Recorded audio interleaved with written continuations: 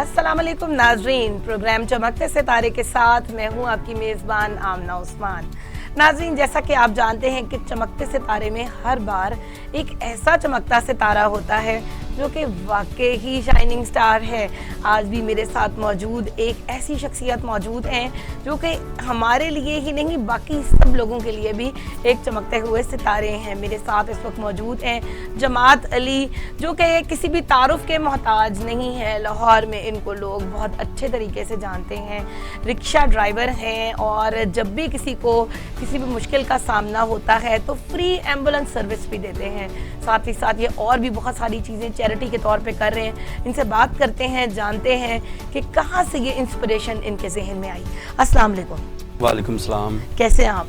जी अल्हम्दुलिल्लाह, आपकी दुआएं। अच्छा, सबसे पहले मुझे ये बताएं जमात अली, आप क्या क्या काम करते हैं?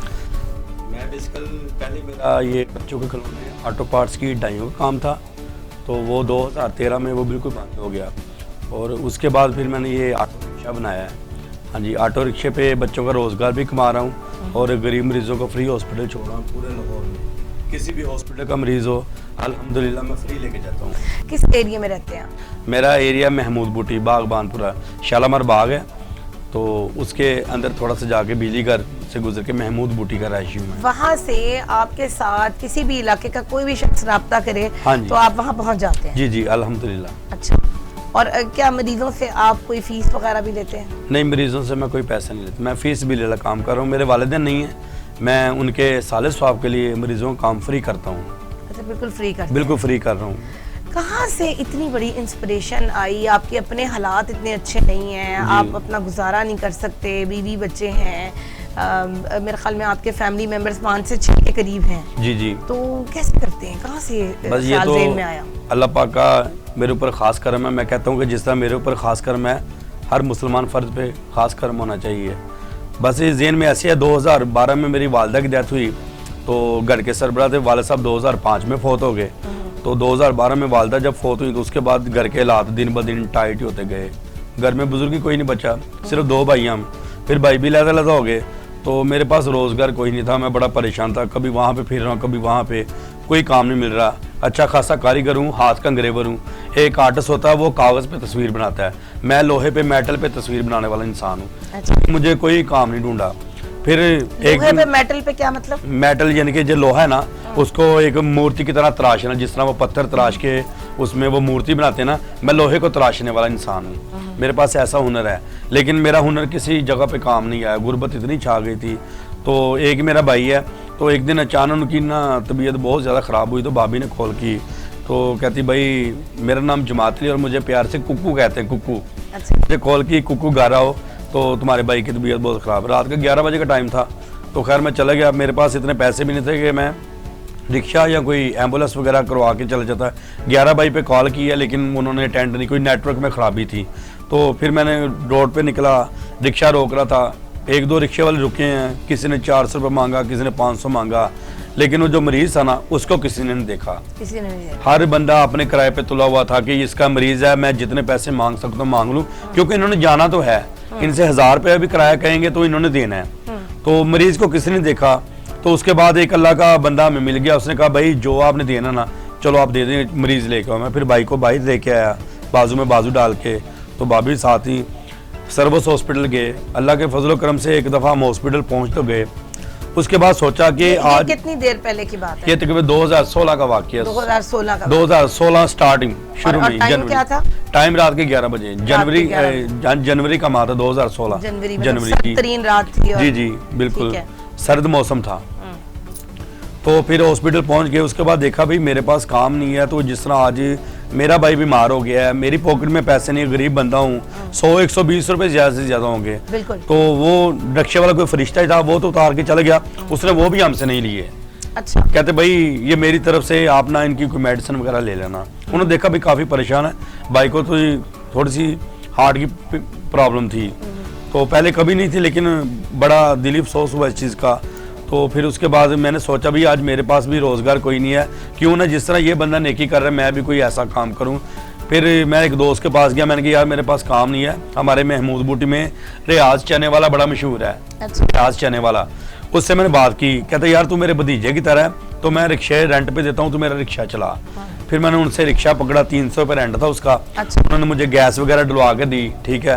तो फिर मुझे बताया कि आपने इस तरह चलाना है। तक आप रिक्शे का काम नहीं करते थे? उस वक्त रिक्शा का काम नहीं करता था, मुझे मालूम ही नहीं था कि रिक्शा क्या है। अच्छा। हाँ, तो कभी कभी मुझे खुद जरूरत पड़ी है तो मैं ऑटो रिक्शा करवा के मार्केट भी गया हूँ, तो बड़ा अच्छा सफर महसूस करता हूँ। गाड़ी के बाद की रिक्शा है, लेकिन ये नहीं किस्मत में मालूम था कि मैंने खुद ये ड्राइव करना है। फिर वो गैस डलवाई, गैस डलवा के तो फिर मैंने उसको सारा दिन चलाया, एंजॉय भी किया। तो सवारियाँ पिक की। तो रात के टाइम कोई 8 बजे का टाइम था, तो लास्ट टाइम ना एक बुजुर्ग औरत खड़ी थी शालीमार हॉस्पिटल के बाहर। तो कहती बेटा मैं भोगीवाल जाना है, वहाँ से मैं आई हूँ सिंहपुरा से अंदर, मैंने वापसी जाना है। मैंने कहा माँ जी बैठ जाएं, मुझे सफ़र का तो नहीं पता, किराए का भी नहीं पता, आज पहला दिन है, तो जो मुनासिब आप किराया दे दीजिएगा। वो औरत बैठ गई। वो जब घर पहुँचे तो उन्होंने ना 150 रुपये मुझे किराया दिया, 150। तो पहले मेरा दिल किया कि मैं ले लूँ, क्योंकि मेरा फर्स्ट दिन था। फिर मैंने वापस दे दिया। मैंने कहा माँ जी आप हॉस्पिटल से आए हैं, सोचा कि मैं तो नेकी करने के इरादे से हूँ, चलो माँ जी आपने इसको रख लें, ठीक है। और मेरा मोबाइल नंबर ले लें, जब आपने दोबारा हॉस्पिटल जाना होगा ना तो मुझे बताइएगा, मैं इंशाल्लाह आऊँगा, क्योंकि मैंने तो नेकी की जज्बे से। उन्होंने कहा बेटा वो जो पहले लेके गया ना, उस वक्त मुझे तकलीफ बहुत ज़्यादा थी, लेकिन वो नहीं टल रहा था। वो कह रहा मैंने 300 ही लेना है, मैंने 300 लेना है। वो चले गया। फिर दूसरा रिक्शे वाला आया, उसने कहा मैंने 250 लेना है। वो एक 200 रुपये लेके मुझे छोड़ गया, ठीक है। वो भी इधर आया तो 50 उसने में मुझे छोड़ दिया। 150 में आई हूँ, तो 150 अब तुम ले लो। मैंने कहा माँ जी 150 नहीं मैं लेना, ये 150 आप अपने पास रख लें, आपके फिर दवाई में काम आ जाएगा। तो आप यकीन माने कि वो बुजुर्ग औरत थी। तो आपको पता बुजुर्ग औरतें लंबी लंबी कमीजें पहनती हैं। उन्होंने ऐसे झोली उठाई है और इतनी दुआएं दी हैं मुझे। कहते कि ये किसी नेक माँ बाप का, नेक खानदान का बच्चा है। वो पहले भी 3 रिक्शे वाले बहस करके गए हैं, हालांकि वो हॉस्पिटल जाना था, उनको चाहिए था जल्दी नेकी करते, लेकिन ये वापसी आया तो ये वापसी के पैसे भी नहीं ले रहा। फिर सोचा भी आज देखें एक मरीज को घर छोड़ा है, 150 रुपए उसका किराया, मेरा 50 का पेट्रोल नहीं लगा होगा, तो 50 रुपए के पेट्रोल के पीछे इतनी दुआएं मुझे मिल गई हैं, तो क्यों ना फिर मैं इस काम को बढ़ाऊं, सदका जारिया समझ। जी 2 दिन फिर मैंने रिक्शा चलाया, तीसरे दिन चलाया, 1 हफ्ते बाद फिर मैंने पीछे लिख दिया कि इमरजेंसी मरीजों के लिए बिल्कुल फ्री है। अच्छा, हाँ जी। वहाँ से फिर ये काम शुरू हुआ। ये किस सन की बात है? ये 2016 2016 में आपने शुरू कर दिया? जी जनवरी में शुरू कर दिया। ये जनवरी के महीने में, सर्दी थी। जी। अच्छा, कितने साल आपको हो गए हैं? तकरीबन आपको हो गए हैं कोई 5-6 साल? हाँ जी 5 साल मैक्सिमम तकरीबन हो गए हैं। अभी ये मार्च का महीना चल रहा है। हाँ तकरीबन 16, 17, 18, 19, 20। हाँ जी 5 साल। खुशी मिलती है आपको ये सब काम करके? बहुत ज़्यादा खुशी मिलती है। मैं जब भी कोई मरीज हॉस्पिटल उतार के आता हूँ ना, तो किराया तो अपनी जगह वो तो हम लेते नहीं है, लेकिन मैं रात को जब सोता हूँ तो बड़ा फख्र महसूस करता हूँ। हमारे लाहौर में क्या कुछ नहीं है, लोगों के पास रेंज रोवर है, मर्सिडीज है, लैंड क्रूजर है, हर किस्म की हर तरह की गाड़ियाँ हैं, लेकिन वो भी इस साइड पे नहीं ध्यान देते। ये जरूरी नहीं कि मैं उनको कहूँ भी आप काम नहीं करते, पता नहीं वो मेरे से भी ज्यादा करते हो, लेकिन कहने का मकसद कि उनका ध्यान नहीं है इस तरफ। लेकिन मैं सोचता हूँ कि इतनी दुनिया में, इतनी बड़ी दुनिया में, इतने बड़े पाकिस्तान में लाहौर के रहशी हूँ कि अल्लाह पाक ने मेरे जिम्मे ये काम लगाया कि तूने गरीब मरीजों को फ्री हॉस्पिटल छोड़ना है। आपको देखकर कितने लोगों को इंस्पिरेशन मिली? कितने लोगों ने ऐसा ही काम शुरू? तकरीबन मेरे ख्याल से 8-10 लोगों मैंने खुद देखा अपनी लाइफ में भी जो काम कर रहे हैं। वो कहते हैं अगर जमात अली कर सकता है और मैं क्यों नहीं कर सकता, और मैं रहता भी रेंट पे हूँ। अच्छा। मेरा किराए का मकान है। फिर मैंने ये रेंट का रिक्शा 3 साल चलाया, तकरीबन 3 साल चला के तो फिर मैंने किस्तों पे निकलवाया। फिर आहिस्ता आहिस्ता किस्तें अदा की, रेंट बचना शुरू हो गया। तो आज अल्हम्दुलिल्लाह रिक्शा मेरा क्लियर है, रिक्शा मेरे पास है और उसके पीछे लिखा हुआ है 24 घंटे इमरजेंसी फ्री। किसी भी हॉस्पिटल का मरीज हो अल्हम्दुलिल्लाह मैं पूरे लाहौर में लेके जाता हूँ। बराए एहसाले साहब रज़िया बीबी ज़ौजा अब्दुल जब्बार। रज़िया बीबी मेरी वालदा है और अब्दुल जब्बार मेरे वालिद साहब हैं। अच्छा, ये सब आप उनके एहसाले साहब के लिए? जी। फिर आपने लिखवा भी लिया? जी लिखवा भी दिया है। कैसे खर्चों को पूरा करते हैं? ये तो मैंने शुरू में बात की है कि जिस तरह अल्लाह पाक का मेरे ऊपर ख़ास करम है, तो मैं कहता हूँ सब पे होना चाहिए। वो ये देखें कि अल्लाह की राह पे चल के देखें, वो किसी को भूखा नहीं रहने देता। अगर हम लोग उसकी राह पे नहीं भी चलते, वो फिर भी हमें खाना खिला के सुलाता है, भूखा कभी नहीं किसी को सोने देता। तो सबसे बड़ा फरीज़ा तो ये है कि हम 5 वक्त के नमाजी बन जाएं। वो हमारे अंदर थोड़ी सी कोताही है कि नमाज नहीं हम टाइम पे अदा कर रहे, लेकिन फिर भी वो उसकी रहमत बरस रही है, 24 घंटे बरस रही है। अच्छा, मुझे ये बताएं कि मुख्तलिफ आपके साथ वाक़यात होते होंगे जब भी आपने जो है वो इस तरह से लोगों को किया, कोई ऐसा वाक़या जो कि आपको अभी तक भूला ही नहीं? बाकी ये था जब मैं स्टार्ट ये काम शुरू किया 2018 में, एक छोटा सा बच्चा था, उसकी डेथ हुई मेरे रिक्शे में। अच्छा। हाँ जी, वो छोटा सा बच्चा था, कोई 2-3 साल का होगा, एज का इतना मालूम, बिल्कुल छोटा था। चिल्ड्रन हॉस्पिटल जाते जाते ही उसकी डेथ हो गई। उसकी हालत बहुत सीरियस हो गई थी। तो उस वाक़े से मेरी आंखें भी बड़ी नम हुई और ज़िंदगी भर का दुख है। हुआ क्या था, क्या वाकया था? वो मेरे ख्याल से बीमार था बहुत ज़्यादा, तो वालिदैन ने बस वो रक्षा ढूंढने में मुश्किल कर दी। हालांकि मैंने उनको खुद कहा भाई रक्षा को छोड़े, अगर आपके पास बाइक है तो आप दोनों मियाँ बीवी बाइक पे बैठ के चले जाते हैं बच्चे को दरमियान में, लेकिन वो बेचारे की मौत इस तरह लिखी हुई, समझ ही नहीं आया और उनको वो परेशान हो गए। उनका आप लेने के लिए आए? जी जी, उन्होंने मुझे कॉल तो नहीं की, मैं एक साइड पे बाहर खड़ा था, वो रक्षा ढूंढते ढूंढते मेरे तक आ गए। वो कहते भाई हमने जाना है चिल्ड्रन हॉस्पिटल तो जल्दी करो। तो मैंने कहा चलो जी, कहते किराया बता दो। मैंने कहा किराए की बात नहीं, अब चलें। लेकिन फिर भी बड़ी कोशिश की है तो बच्चे की डेथ होगी। तो बड़ा अफसोस है। अफसोस इस चीज़ का नहीं है क्योंकि मौत पर हक है, एक दिन हमने भी जाना है, ये तो मौत का जायका सब ने चखना है। लेकिन बात दुख इस बात का कि मैं टाइम पे पहुंचा नहीं सका। और उसके बाद 2 औरतें हैं, एक मेरे सामने हमसाए हैं, उनकी वालदा की डेथ हुई है मेरे ऑटो रिक्शे में। अच्छा। और एक दिन ऑटो रिक्शा रास्ते में ख़राब हो गया तो एक हमारे अजीज़ है, उनकी गाड़ी खड़ी थी, तो गाड़ी मैं लेके चला गया, तो उसमें गाड़ी में भी एक औरत की डेथ होगी। इस तरह वाक़े होते हैं। क्या वाक़या हुआ था? तो गाड़ी वो रात को 12:15 बजे हार्ट अटैक हुआ है उनकी वालदा को। हमारे उधर महमूद बूटी में काफ़ी मशहूर हैं खाला हलीमा के नाम से ना, तो वो माशाल्लाह दरवेश आदमी थे वो औरत। तो 12:30 बजे उनको हार्ट अटैक हुआ है, तो उन्होंने 11 बजे पे कॉल किया। धुंध इतनी थी, नेटवर्क ख़राब हुआ था, मोबाइल के नेटवर्क भी उस दिन नहीं चल रहे थे। तो उन्होंने फिर कॉल करते करते 2:30 बज गए, तो उनका भी गाड़ी तो आई, 2 हार्ट अटैक उनको घर में हो चुके थे। तो वो बुजुर्ग औरत माई हलीमा काफ़ी सीरियस हो चुकी थी। फिर उनकी छोटी बेटी ने मुझे कॉल की कि जमातली भाई कोई ऑटो रिक्शा को गाड़ी है तो आप लेके आए। मैंने कहा रिक्शा तो ज़रा दूर है, लेकिन मैं साथ हमसाए उनकी गाड़ी निकाल के ले आता हूँ। उनकी गाड़ी निकाली है, निकाल के तो मैं 3:15 बजे उनके घर पहुँचा हूँ। तो जब धुंध बहुत ज़्यादा थी, बड़ी मुश्किल से पहुँचा, फिर आहिस्ता आहिस्ता आहिस्ता शालीमार हॉस्पिटल तक आते आते ना उनकी रास्ते में डेथ होगी। तीसरा अटैक आया तो वो उनकी डेथ होगी। जी, तो नाजरीन जैसा कि आपने सुना, जमात अली ने बताया कि बहुत दफ़ा ऐसे भी वाक़यात उनके रिक्शे में हो जाते हैं जिससे उनकी आंखें भी नम हो जाती हैं। और ऐसे ही कुछ वाक़यात उनके साथ भी हुए जिसमें एक बच्चे की डेथ हो गई, खातून की डेथ हो गई, और उनको बड़ा दुख हुआ कि उन्होंने अपने मरीज़ों को लेके जाने में इतनी देर कर दी जिसकी वजह से वो इस दुनिया में नहीं रहे। मौत और ज़िंदगी तो अल्लाह के हाथ में है और ऐसी बहुत सारी चीज़ें होती रहती हैं। एक ब्रेक की जानिब चलते हैं और ब्रेक के बाद जानते हैं कि जमात अली का आगे क्या करने का इरादा है, ये किन किन प्रोजेक्ट्स के ऊपर काम कर रहे हैं। तो तब तक के लिए थोड़ा सा इंतज़ार करिए, स्टे ट्यून्ड।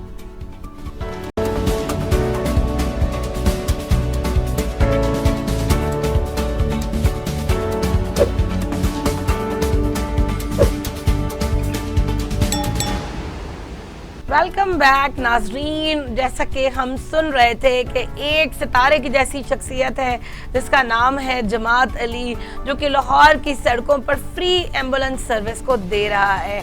एम्बुलेंस के बाहर, रिक्शे के बाहर ये लिखा हुआ है कि अगर आप जब चाहें बग़ैर पैसों के किसी भी वक्त आप उनसे सहूलत हासिल कर सकते हैं। और यकीन करें ये जिस जगह पर रहते हैं वो जगह बहुत दूर है। दरोगा वाला, महमूद बूटी, ये वो जगह है कि जहाँ पर जाने से पहले इंसान ये सोचता है कि इतनी दूर कैसे जाए। वहाँ से अगर उनको कोई बुलाए और उसके बाद वो उनको अपनी फ्री सर्विसेज दें, तो आप सोचें कि ये नेकी का म्यार कैसा है। अपने वालिदैन के लिए, उनके साले सवाब के लिए इतना खूबसूरत काम कर रहे हैं। मज़ीद जानते हैं इनसे कि आगे इनके साथ लोगों का सलूक इस सब काम में कैसा है और आगे किन प्रोजेक्ट्स पे काम कर रहे हैं। अच्छा, मुझे ये बताएं कि जब आप ये सारा जो सर्विस देते हैं इसमें रिक्शे की, तो लोगों की बहुत बड़ी तादाद आपके पास बैठती है, आप लोगों को देखते होंगे, मुख्तलिफ अंदाज के लोग हैं, कैसा सलूक है उन लोगों का आपके साथ? कुछ लोगों का सलूक तो मेरे साथ बहुत अच्छा है। ये होता है कि अगर हम हॉस्पिटल लेके जा रहे हैं मरीज़, वो चौक में आते बाइक पे, भाई हॉस्पिटल जाना है, फलां हॉस्पिटल जाना है, हम कहते हैं ठीक है भाई, पहले किराया डन कर ले कितने पैसे, क्योंकि वहाँ जाकर रफड़ नहीं डालना। तो मरीज़ होता है वो आगे डिस्टर्ब बेचारा होता है, तो किराए की बात सुन के फिर वो उसको और टेंशन पड़ जाती है। तो हम कहते नहीं भाई, हम फीस भी ले काम कर रहे हैं, आप अल्लाह की स्पुर्द चलें, जहाँ मरीज़ अपने घर लेके चलें, हम मरीज़ को पिक करेंगे और वहाँ फ्री ड्रॉप करेंगे। तो ये होता है उनको पता है अगर हमारा 300 रुपये किराया बन रहा है ना, तो उन्होंने हमें 500 पकड़ा देना है कि भाई जो 200 रुपया 300 चलो आपका किराया आ गया। अच्छा, कभी कभी ये भी हुआ कि जबरदस्ती देके चले गए? जबरदस्ती देते हैं। एक बंदा, मैंने एक मरीज उतारा तो उन्होंने 1000 का नोट निकाला। अच्छा। तो मैंने कहा मैंने नहीं लेने, वो कहते भाई चले पेट्रोल के काट लें। मैंने कहा नहीं बाजी, मैंने आपसे किराया नहीं लेना, आपकी वालदा पता नहीं दादी नानी में कौन है बीमार है।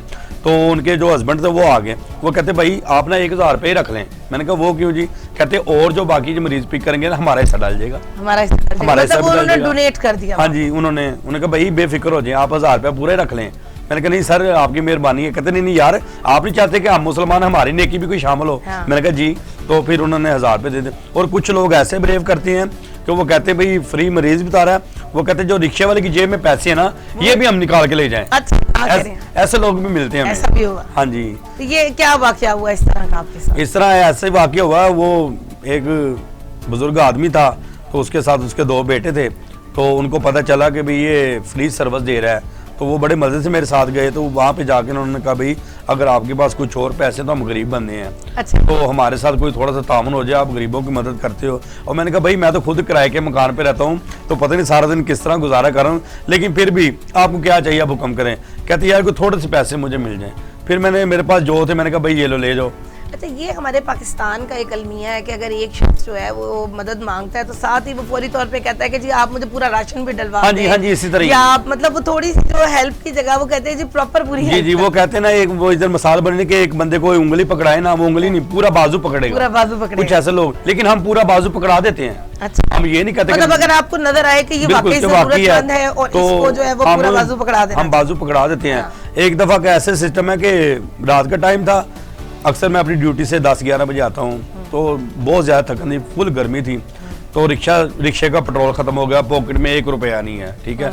बच्चों के लिए राशन था, वो 5 बजे मेरा घर चक्कर लगा तो हांडी रोटी के पैसे उनको दिया आया, तो फिर वो रिक्शा मैंने स्टैंड पे ना धक्का लगा के अंदर उसको खड़ा कर दिया, घर चला गया। बेगम कहती क्या क्यों परेशान हुए हो, तो मैंने कहा बस ये आज पेट्रोल के पैसे भी नहीं बचे। कहती चले ये 200 रुपये मैंने बचाया हुआ, तो आप पेट्रोल डाल के ना सुबह स्टार्ट करके सवारी पहले पकड़ लीजिएगा, फिर उसका किराया मिलेगा उसका और पेट्रोल डलवा लीजिएगा। मैंने कहा चलो ये भी माशाल्लाह मेरी फैमिली मेरा बड़ा साथ देती है। अच्छा। 2 बेटी है मेरी, एक माशाल्लाह बेटा 8 माह का, अच्छा। बड़ी बेटी 13 साल की है, छोटी बेटी 10 साल की है। तो रात को सो गया हूँ, 1:30 बजे कॉल आई है, जी जमात अली बात कर रहे हैं। मैंने कहा जी जमात अली, यार भाई हमारा एक डिलीवरी केस है, लेके जाना है, गाड़ी कोई नहीं मिल रही, रिक्शा कोई नहीं मिल रहा। मैं क्या सर हुक्म करे, कहता शिकोरपुर चौक भी आ जाए। मुझे पता चला कि आप इधर रहते हो, मेरे घर से 1 किलोमीटर का सफर है। मैंने आगे अच्छा मैं भूल गया हूँ कि रिक्शे में पेट्रोल नहीं है, ठीक है। मैं आया हूँ, ये चाबी इस तरह मेरे हाथ में थी, चाबी लगाई वो स्टार्ट हो गया, क्योंकि मैं भी नींद में था, गर्मी इतनी ज़्यादा थी। तो रिक्शा स्टार्ट किया तो घर गए हैं, उस औरत को रिक्शे में बिठाया है, तो गंगाराम के दरवाजे पे जाकर रिक्शा बंद हुआ है।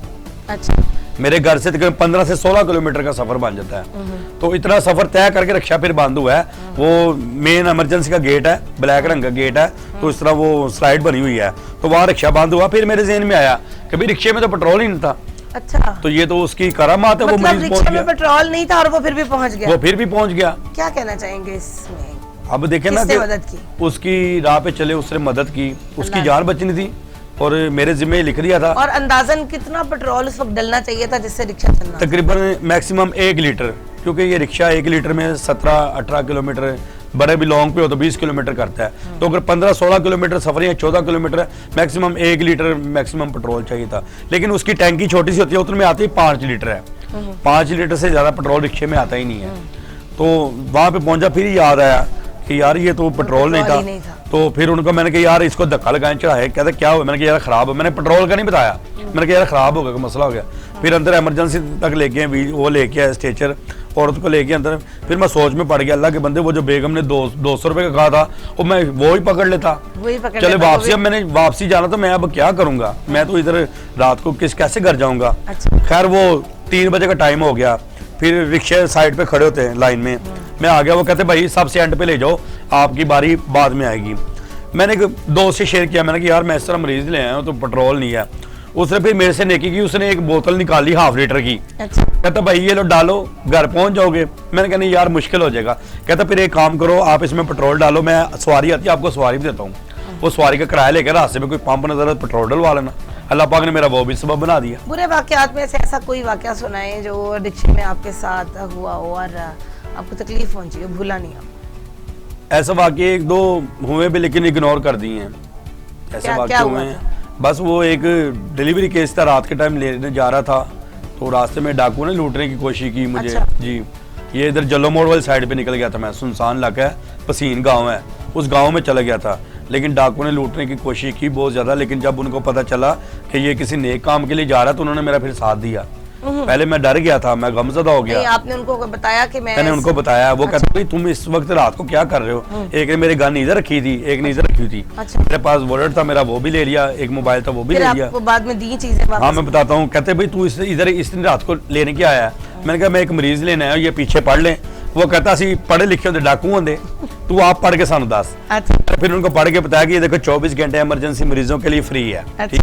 फिर उनकी समझ में कोई बात आई, वो छोटा था लड़का था, वो कहता यार इसको जाने दो, वो जो जिस औरत को लेने जा रहा है शायद वो हमारी कोई अपने खानदान की ना हो, चलो जाने दो। फिर उन्होंने मेरा सामान वापस दे दिया, फिर मैं चला गया। फिर मैं उनको लेके, उनको भी गंगाराम, मेरे ज़्यादा डिलीवरी केस है ना वो मैं गंगाराम और लेडी एचिसन और लेडी ब्लिंडिंग इन 3 हॉस्पिटल में शिफ्ट करता हूँ ज़्यादा। अच्छा। और जो रोड एक्सीडेंट वगैरह अगर कोई मिल जाए तो वो सर्विस हॉस्पिटल, और कोई जो दिल का मरीज मिल जाए वो इधर कार्डियोलॉजी, जिसका कोई CT स्कैन MIR होने वो उसको मैं जिना हॉस्पिटल ले जाता हूँ। मुझे मुख्तलिफ हॉस्पिटल का भी पता चल गया है किसका इलाज कहाँ पे। ये भी आपको पता चल गया कि कहाँ पे? हाँ जी, वो मरीज को आसानी हो जाती है। अच्छा। आगे क्या प्रोजेक्ट सोचते हैं, क्योंकि मैंने देखा है कि आप माशाल्लाह से बड़े दर्दमंद दिल के मालिक हैं, कुछ ना कुछ प्रोजेक्ट्स पे काम करते रहते हैं। अभी क्या सोचा है आगे? मेरी एक ये भी कोशिश है ना कि अभी मेरे पास एक ऑटो रिक्शा है। कभी ये होता है कि एक मरीज लेके जा रहा हूँ, दूसरी कॉल आ गई है, अगर मैं उनको मना कर दूं वो पे कहते यार ये भाई झूठ बोलता है, ये मरीज नहीं। लेकिन मेरे मोबाइल पे 24 घंटे नेट ऑन है मेरा, मेरे नंबर पे व्हाट्सएप बना हुआ है। अगर जो बंदा नहीं यकीन आता मैं कहता हूँ मेरा नंबर सेव करो व्हाट्सएप पे मुझे कॉल करो, मैं आपको व्हाट्सएप पे कॉल करके दिखाता हूँ ये देखो पीछे मरीज बैठा हुआ है, ये मैं हूँ। फिर हॉस्पिटल जाके आपको वो भी दिखा दूंगा ये देखो हॉस्पिटल आया हूँ। फिर उन लोगों को यकीन आ जाता है। मैंने कहा भाई अकेला बंदा हूँ, किस किस को पिक करूंगा। और मेरी कोशिश है कि लाहौर में कम से कम एम्बुलेंस तक नहीं अभी पहुंच सकता, लेकिन 8-10 रिक्शे मेरे अपने जाती बन जाए। जिस इलाके से कॉल आए मैं उधर से भेज दूं, कोई 10-10 किलोमीटर के फासले में ना, कोई 5-5 किलोमीटर के फासले पे रिक्शे खड़े कर दूं।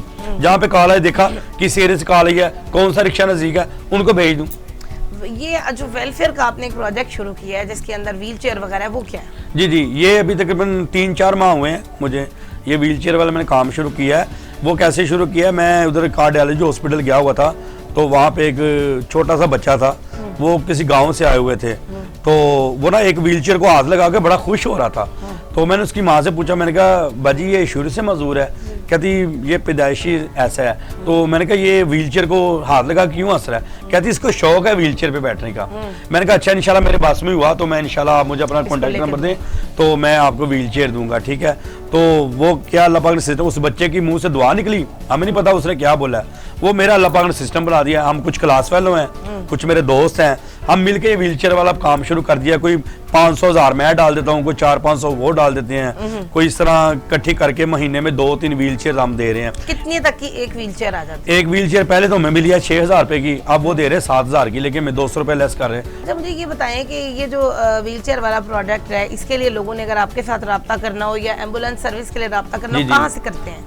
वो मेरा मोबाइल नंबर है, रिक्शे के पीछे लिखा हुआ है मेरे पास, मैं वो नंबर भी रिपीट कर दूं। मेरा नंबर है 034548939296, ये मेरा मोबाइल नंबर है।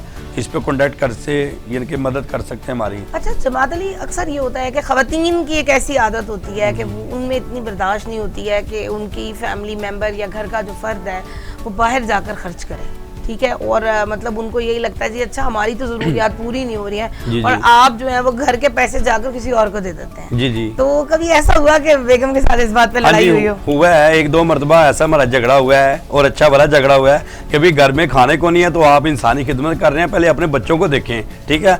और मेरी जो बड़ी बेटी ना, उसकी क्या आदत है और उसकी नेक जज्बा है, वो जिस तरह देख रही है कि मेरे बाबा ये काम कर रहे हैं, अच्छा। तो अब वो कहती पापा मैंने बड़ी होकर डॉक्टर बनना है, ठीक है।